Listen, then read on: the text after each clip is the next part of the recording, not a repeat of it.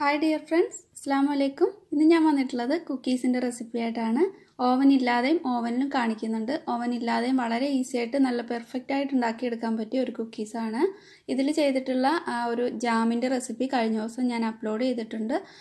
അപ്പോൾ കാണാത്തവർക്കായിട്ട് ലിങ്ക് ഡിസ്ക്രിപ്ഷനിൽ കൊടുക്കുന്നുണ്ട്. ഒന്ന് കണ്ടു നോക്കണേ. അപ്പോൾ ആദ്യമായിട്ട് വന്നിട്ടുള്ളവരോ അല്ലെങ്കിൽ സബ്സ്ക്രൈബ് ചെയ്യാതെ കാണുന്നവരോ ഉണ്ടെങ്കിൽ ഒന്ന് മറക്കാതെ തന്നെ സബ്സ്ക്രൈബ് ചെയ്തിട്ട് സപ്പോർട്ട് ചെയ്യുക. നിങ്ങൾക്ക് ഈ വീഡിയോ ഇഷ്ടമാവുകയാണെങ്കിൽ ലൈക്ക് ചെയ്യുക. മറ്റുള്ളവരിലേക്ക് എത്താനായിട്ട് ഒന്ന് ഷെയർ ചെയ്ത് കൊടുക്കാനും മറക്കരുത്.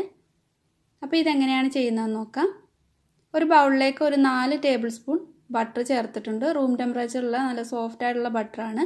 അതിലേക്ക് ഒരു 1/2 കപ്പ് പൊടിച്ച പഞ്ചസാര കൂടി ചേർത്തിട്ട് നന്നായിട്ട് ഇതേപോലെ സ്പൂൺ കൊണ്ടൊന്ന് മിക്സ് ചെയ്തെടുക്കാം.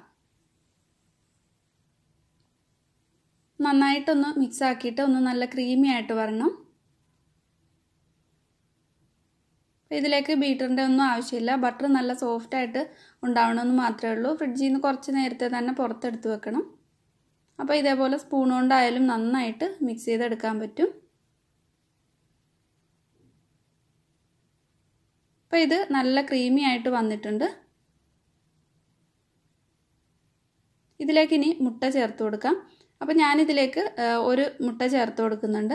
മുട്ട ചേർക്കാതെയും ഇത് ചെയ്തെടുക്കാവുന്നതാണ്. നിങ്ങൾക്ക് മുട്ടയ്ക്ക് പകരമായിട്ട് പാല് ചേർത്ത് കൊടുത്താൽ മതി. ഒരു 2 ടേബിൾ സ്പൂണൊക്കെ പാല് ചേർത്ത് കൊടുത്താൽ മതി.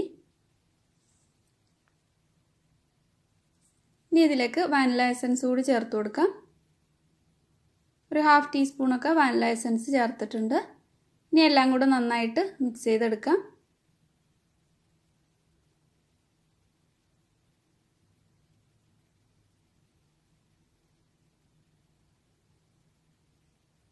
ഇപ്പോൾ എല്ലാം കൂടെ നന്നായിട്ട് മിക്സ് ചെയ്തിട്ടുണ്ട്. ഇനി ഇതിലേക്ക് മൈദ ചേർക്കാം.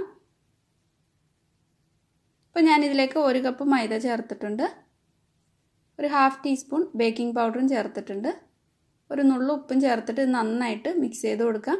ഇനി ഇതിലേക്ക് മൈദ കുറച്ചും കൂടി ചേർക്കുന്നുണ്ട്. ഒരു 2 കപ്പോളം മൈദ മൊത്തത്തിൽ ഇതിലേക്ക് ചേർക്കേണ്ടി വരും. പിന്നെ നമ്മൾ എടുക്കുന്ന മുട്ടയുടെ വലുപ്പം അനുസരിച്ചിട്ട് വ്യത്യാസം ഉണ്ടാവും. അപ്പോൾ നോക്കിയിട്ട് കുറേശ്ശെയായിട്ട് ഇതേപോലെ ചേർത്ത് കൊടുത്താൽ മതി.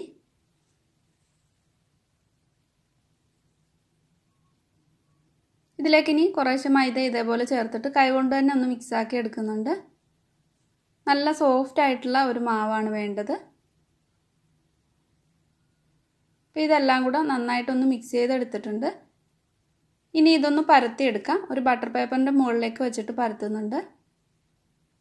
നമ്മൾ ചപ്പാത്തിയൊക്കെ പരത്തുന്ന ആ കോല് വെച്ചിട്ട് നന്നായിട്ടൊന്ന് പരത്തി കൊടുക്കാം. ഒരുപാടങ്ങ് തിന്നായിട്ട് വേണ്ട, കുറച്ചൊരു കനത്തിൽ തന്നെ പരത്തണം. ഇനി ഞാനൊരു കുപ്പിയുടെ അടപ്പെടുത്തിട്ടുണ്ട്. അത് വെച്ചിട്ട് ഇങ്ങനെ റൗണ്ട് ഷേപ്പിൽ കട്ട് ചെയ്തെടുക്കാം.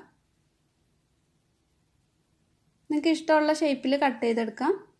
അല്ലെങ്കിൽ ഒരു ഗ്ലാസ് വെച്ചിട്ട് വേണമെങ്കിലും ഇതേപോലെ ചെയ്തെടുത്താൽ മതി.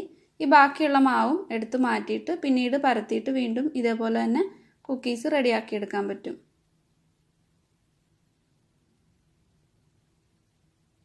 ഇനി ഇത് ബേക്ക് ചെയ്യാനുള്ള ടിന്നിലേക്ക് വെച്ച് കൊടുക്കാം. ഞാൻ ഇതേപോലുള്ള ഒരു പാനാണ് എടുത്തിട്ടുള്ളത്.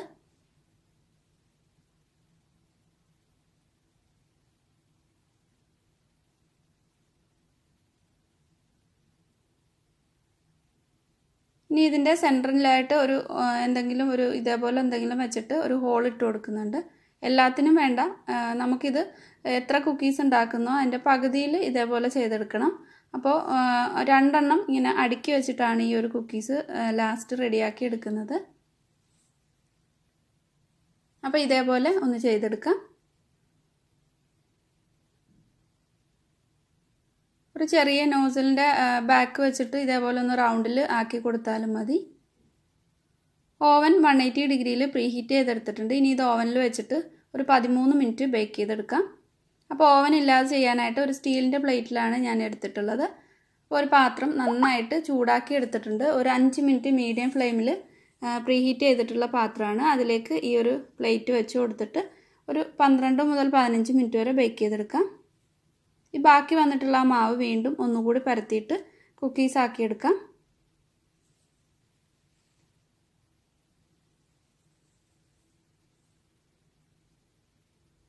ഇപ്പോൾ ഓവനിൽ വെച്ചത് നന്നായിട്ട് ബേക്ക് ആയിട്ടുണ്ട്. ഒരുപാട് അങ്ങ് കളറ് മാറി വരാനായിട്ട് നിൽക്കണ്ട. കുറച്ച് ഇത്രയും നല്ല കളറ് മതിയാവും. ചൂട് പോകാനായിട്ട് വെക്കുന്നുണ്ട്.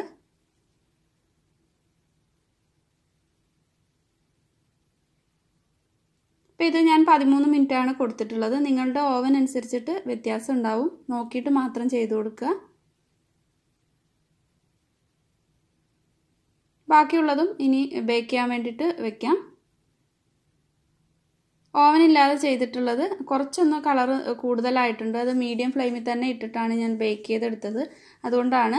അപ്പോൾ ഫ്ലെയിം കുറച്ചും കൂടെ കുറച്ച് വെച്ച് കഴിഞ്ഞാൽ ഇത്രയും കളറിലല്ലാതെ ഒരു ഓവനിൽ ചെയ്ത അതേ കളർ തന്നെ കിട്ടും.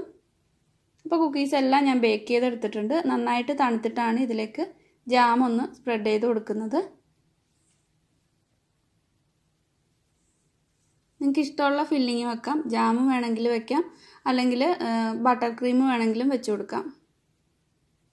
ഇതേപോലെ വെച്ചിട്ട് ഒന്ന് പ്രസ് ചെയ്ത് കൊടുത്തിട്ടുണ്ട്. ഇപ്പോൾ കുക്കീസ് എല്ലാം റെഡിയാക്കി എടുത്തിട്ടുണ്ട്.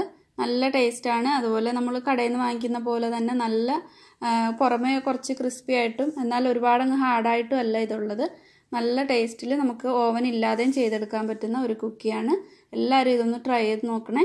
ട്രൈ ചെയ്ത് നോക്കിയിട്ട് നിങ്ങളുടെ ഫീഡ്ബാക്ക് അറിയിക്കുക. അതുപോലെ നിങ്ങൾക്ക് ഈ വീഡിയോ ഇഷ്ടമായിട്ടുണ്ടെങ്കിൽ ലൈക്ക് ചെയ്യാത്തവരൊക്കെ ആണെങ്കിൽ ഇപ്പോൾ തന്നെ ഒന്ന് ലൈക്ക് ചെയ്തേക്കണേ.